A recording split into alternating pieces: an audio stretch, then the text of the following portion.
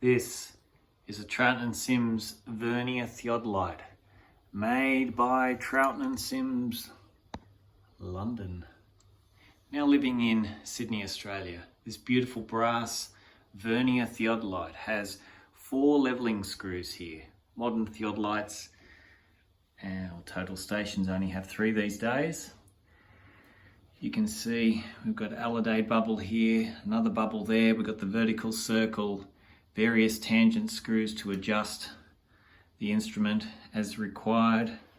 We have here a compass so that the theodolite back in the day could be oriented towards north. You could then get your bearings. I also have a dark glass here. This dark glass, get off, very dark, you can't even see through it. The purpose being that you would orientate the theodolite towards the sun, and you could read sun observations and correct your azimuth so that you knew which way you were looking. That's quite a complicated procedure.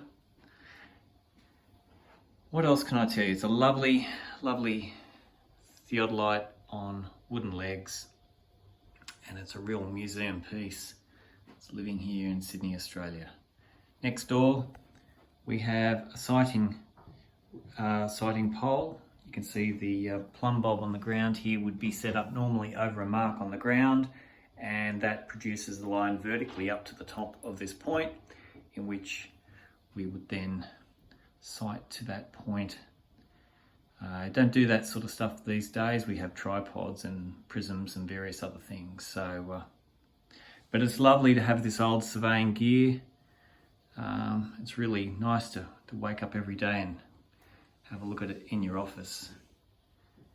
So there we have it, the Troughton & Sims Theodolite. Troughton & Sims is a very old company. Then I think later on it was brought out by Cook Troughton & Sims, but this is a Troughton & Sims 1880 Vernier Theodolite. Enjoying the videos, maybe like to subscribe to the channel, and we'll keep you posted with lots of exciting stuff such as this. You could stare at it all day. What do you reckon? Have a great day, everyone.